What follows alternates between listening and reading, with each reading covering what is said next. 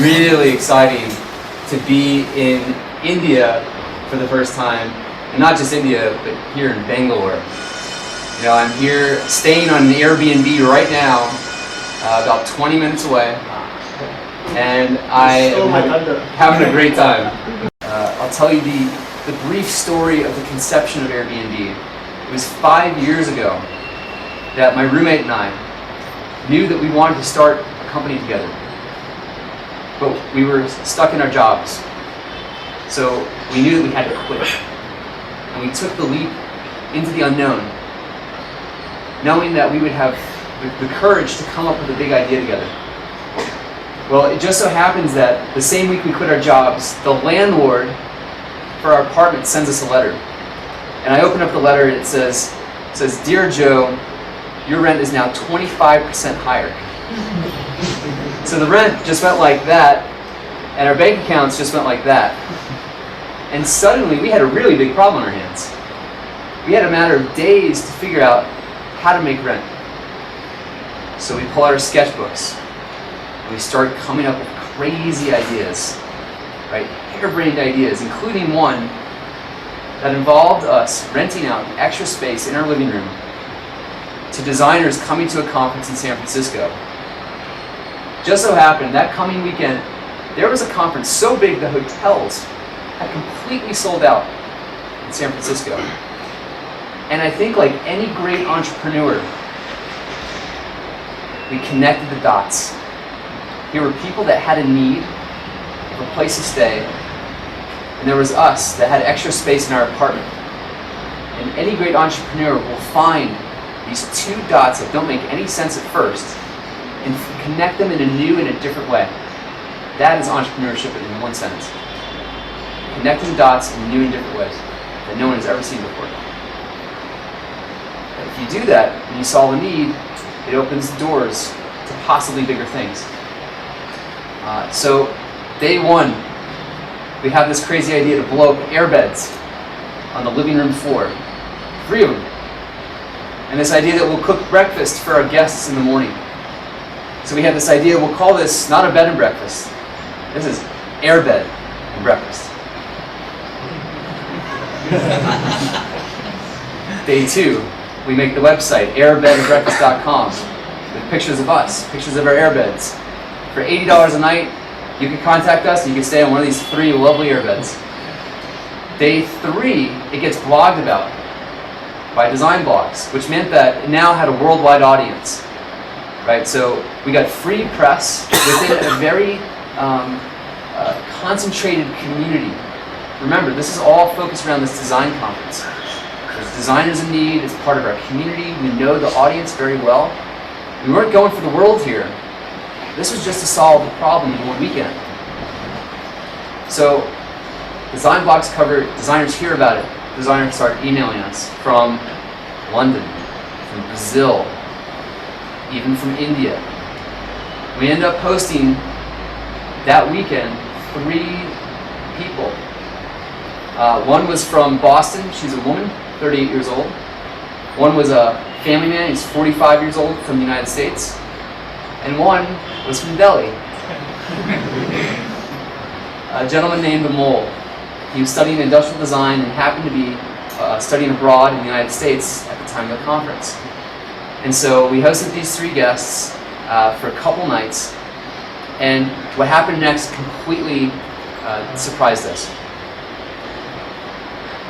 We made $1,000 and we saved our apartment, but it was the act of interacting with our guests, taking them throughout San Francisco to great food, to great nightlife, to meet our friends, that the social experience of sharing with each other, whether it was food or stories or friendships,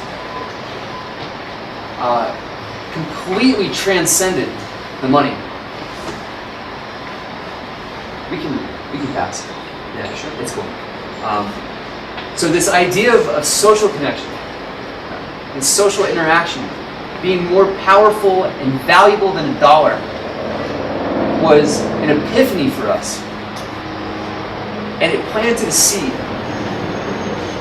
And in fact, Amol, the gentleman from Delhi, was one of the most persistent people in the early days to say, you guys have to make this into a website for other people to use. And we're like, but, we just did this for a weekend. He goes, no. You have to make this a website for other people to use. And our other two guests were equally persistent. And so we started to think, what would a website look like where anybody, anywhere around the world, at any time, could share their space with anybody who needed it or wanted it. And you could see the gears start turning, the light bulb, bing, over our heads. And so Brian and I, being designers, we knew that design alone couldn't create this website. Technology alone couldn't create this website. It would take the best of both worlds. So he asked me a question. He said, who's the best engineer you know? And I go, well, actually the guy who used to live in this apartment with me, Nate. He's a Harvard graduate, studied computer science, startup guy. He's one of my friends. Let's go talk to Nate. Nate loved the idea of connecting people in the real world. He loved our story about our three guests, and he joined us. And now we had a complete founding team, which was one of our great lessons. How important it is to find a well-balanced founding team. It's one of the hardest things that a startup could ever face. How do you find that special someone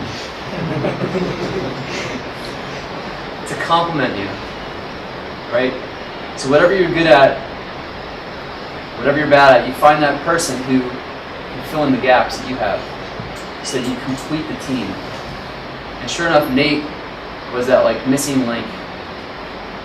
So now we had, and that was, by the way, one of the greatest lessons from AirBNB, is finding a great founding team. It didn't happen all at once. It happened over a couple weeks, a couple months, but it's worth the effort. Believe me, it's worth the effort to go to great lengths to find that right partner. They say that your founders are like being married, but you don't make love to them. So you better pick the right person. So we had the founding team, and we had the concept, and we started to build the next version of AirBNB. This is now early 2008, 5 years ago. It's actually 5 years ago this month. So here we are building the next version. We wanted to launch in time for South by Southwest in Austin, Texas.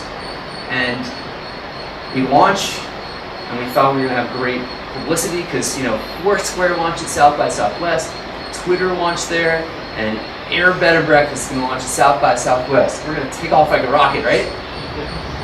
Wrong. We had 20 people lists and 2 bookings. It was very dismal. But we learned from it. And like any other great entrepreneur, this is another lesson in entrepreneurship. There's this very simple phrase: correct and continue.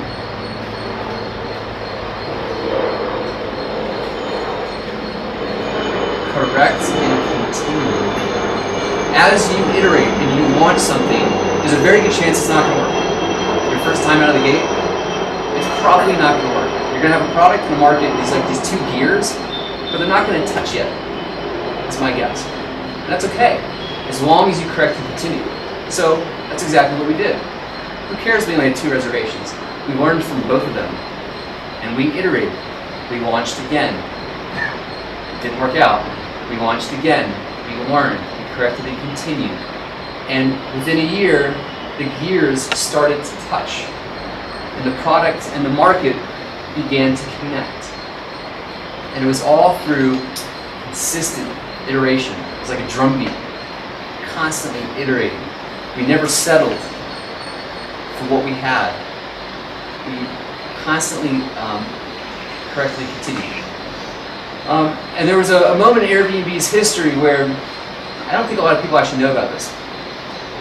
We had a big launch in August 2008 for a big speech that Barack Obama gave. All the hotels sold out to see him speak. 100,000 people came to a city with 20,000 hotel rooms. we had another big launch. It was like our 4th launch. And we thought that that was going to be the winner. So we had a huge spike in traffic. We were like, yes, we made it. And then the day after the convention, the spike went straight back down. We go, oh shit. What are we going to do? Because we entered what's known in the startup world as the trough of sorrow. It's this period in a startup's life where you have the product market, but they're not touching it. And it can last for weeks, for months, or sometimes for years, right? Because it's just flat, 0 growth. And that was us for many months, 0 growth. And it was around this time when we got into the Y Combinator program, Paul Graham. And there was one piece of advice that he gave us that forever changed everything about AirBNB. When we walked in on the first day, Paul said to us, where's your market? We go, we don't really have a market. The website's failing, it's not really working. But there's one city that's showing a lot of promise, New York City. And he said, so wait, let me understand this. Your customers, the few that you have, the handful of customers that you have, are in New York City, and you're here in San Francisco. We go, yeah, we're here for Y Combinator. And he goes, your customers are in New York City, and you're here in San Francisco. What are you still doing here? Go to New York City. And suddenly it's like, oh my God. We got hit in the head with another lesson, which was that it's okay to do things that don't scale. This is a big lesson for us. Paul basically said, go meet the people. Go meet the people who make up your service. Go talk to them. Go understand what's working for them, what's not working for them. Figure out what their desires are for your service. You can't do it from across the country or a different city, from behind a computer screen.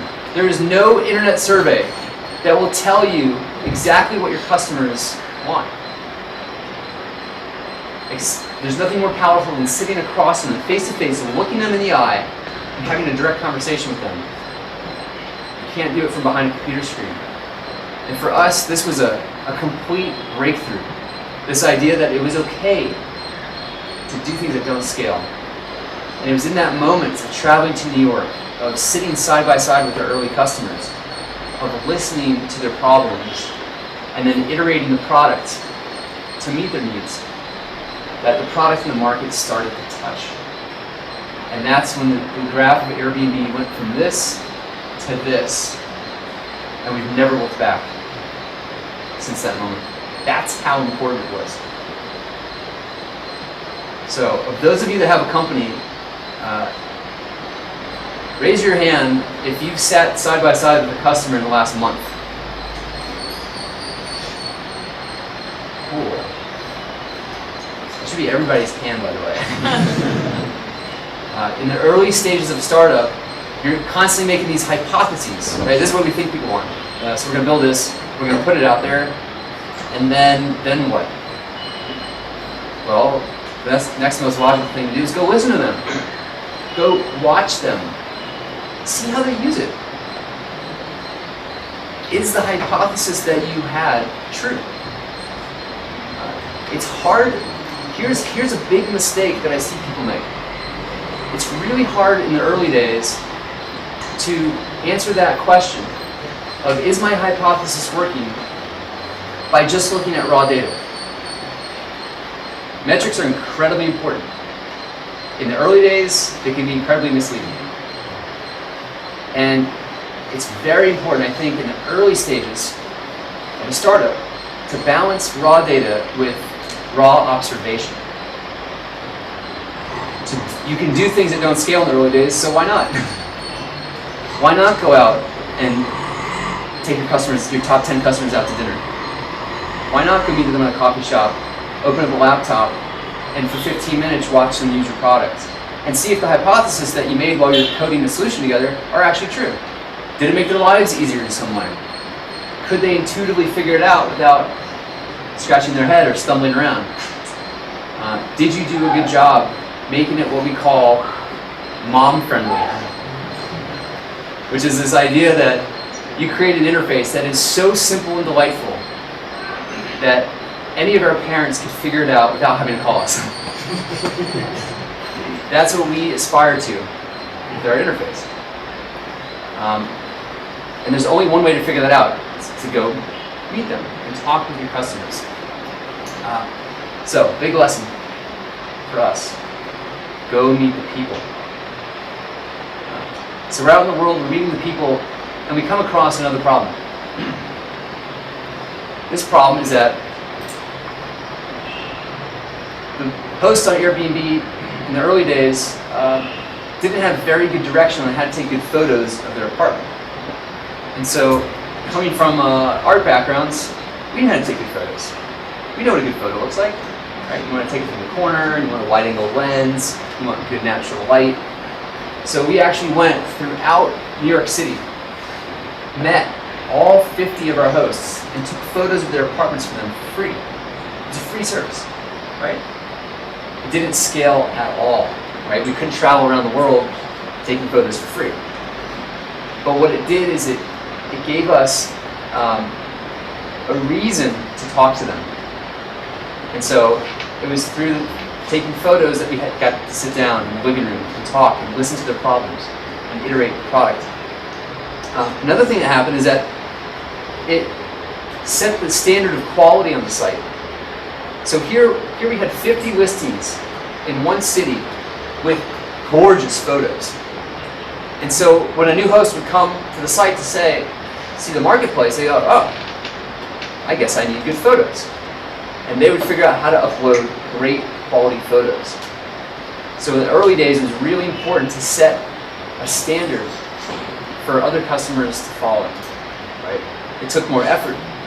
It wasn't scalable, but the benefits of it were far-reaching. So here we are with this product. We're taking photos, we're meeting our hosts, we're iterating, and suddenly New York City starts to go like this. Like a rocket ship. Like a rocket ship. And we started to figure out that behind this rocket ship was a community of people forming. And we started to understand the value of community and creating a product that people love.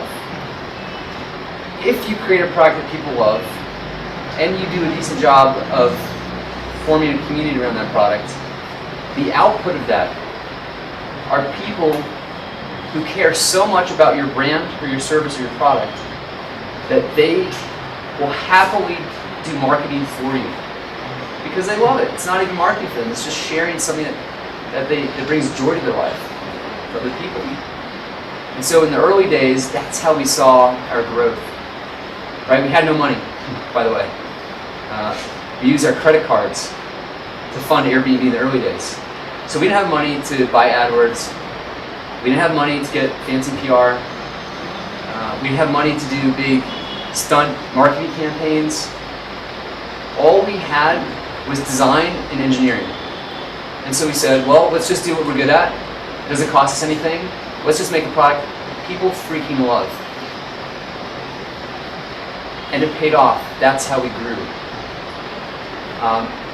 So we basically figured out how to make one city grow like a rocket over the course of a year.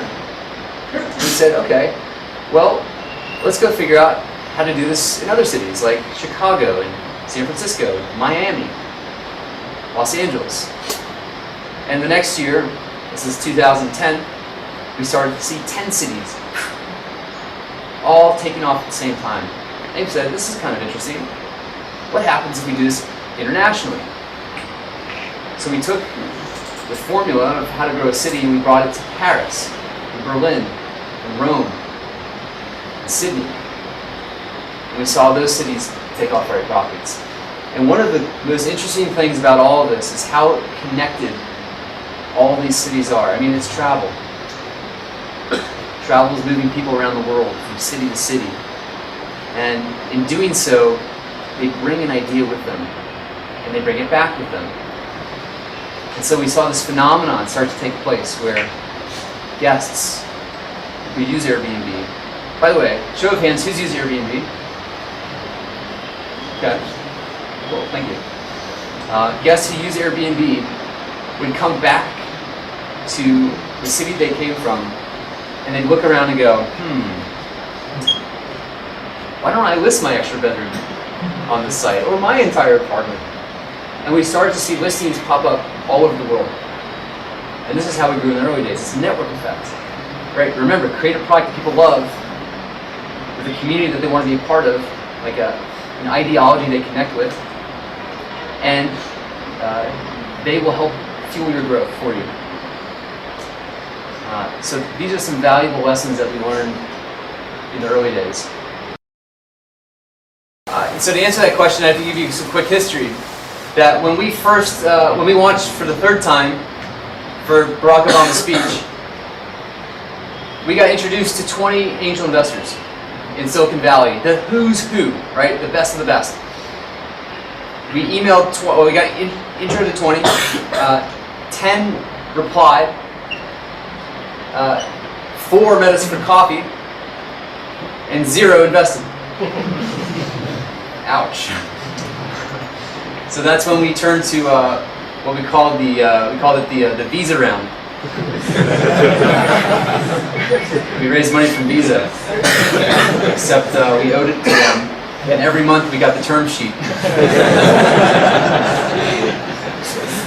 And the term sheet got bigger and bigger.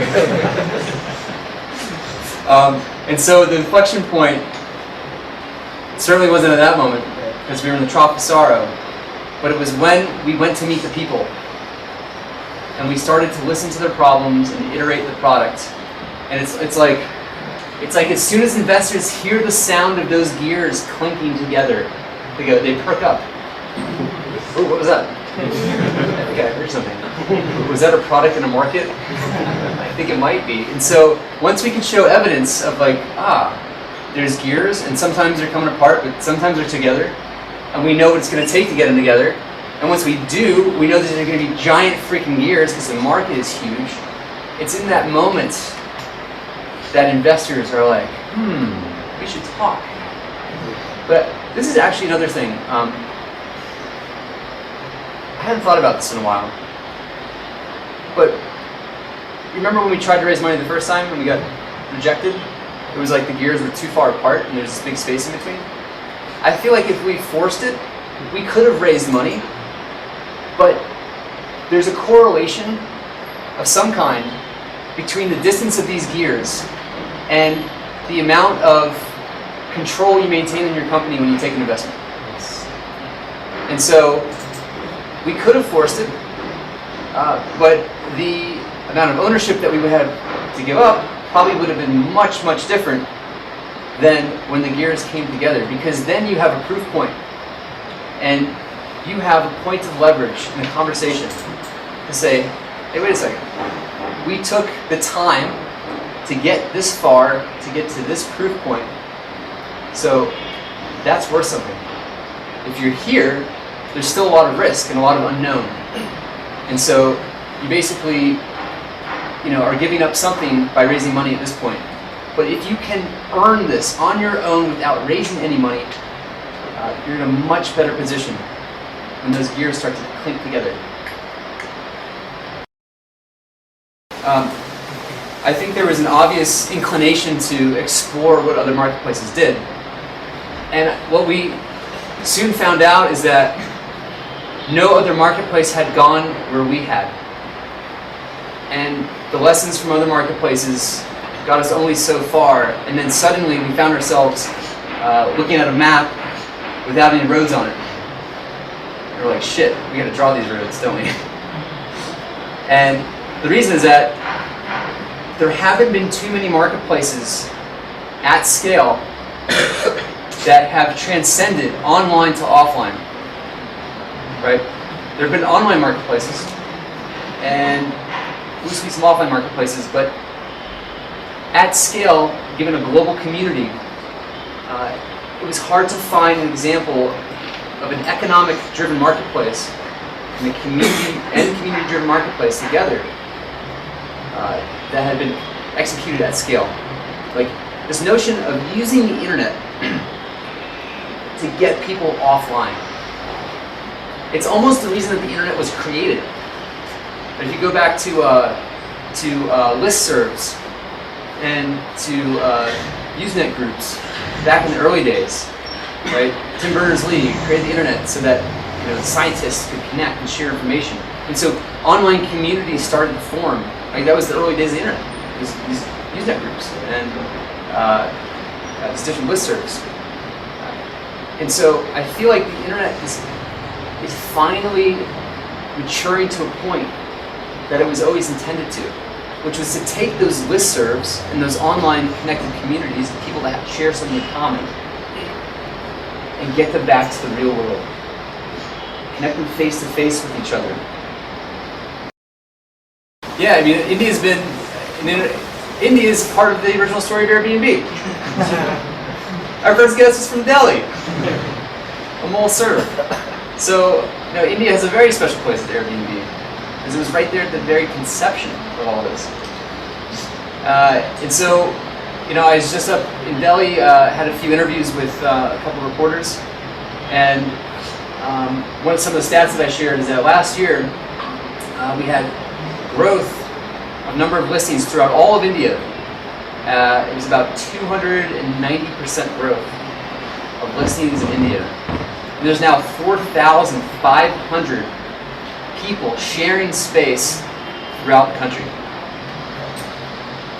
On the demand side of people traveling to India, we had guests from 76 countries come here on AirBNB last year alone. Like there is a global audience experiencing India, sometimes for the first time, because people are sharing their space here. For us, that's incredibly exciting because, as my first time in India, I've just had such an amazing experience seeing your country, and I want more people to have that experience. And what better way to do it than staying with a local who can truly show you, the ins and outs of Bangalore, all of the amazing, monuments and towers of Delhi. So for us, it's so exciting that, not only does this connect with the market here, but people are loving it, and they're doing it at scale. I mean, we could, in about a year or so, we could have 3 times the amount of listings in the next year in India. I mean, don't hold me to it, but that's kind of like, when I looked at the numbers, it's entirely possible. And what's another cool thing that I've learned since I've been here is I've learned the role of hospitality in Indian culture. Somebody told me just the other day, they said, in India, when somebody knocks on your door and you know them, you treat them like a prophet. If they knock on your door and they're a stranger, you treat them like a god. And I thought, how fitting to have that sort of ethos in a country where you're sharing your space with people who've never been here before, where they come as strangers, but you treat them like a god. And in the process, you're giving them that lasting impression of what your city or your country and your culture is all about. So I mean, really, all 4,500 people on Airbnb in India, those are ambassadors. Those are like the people who are dictating someone's experience here in India and determining whether somebody wants to come back or not, determining how they describe this country to other people around the world. So I just think it's so cool that hospitality is it's embedded in the culture here. It's not like an afterthought, it just is.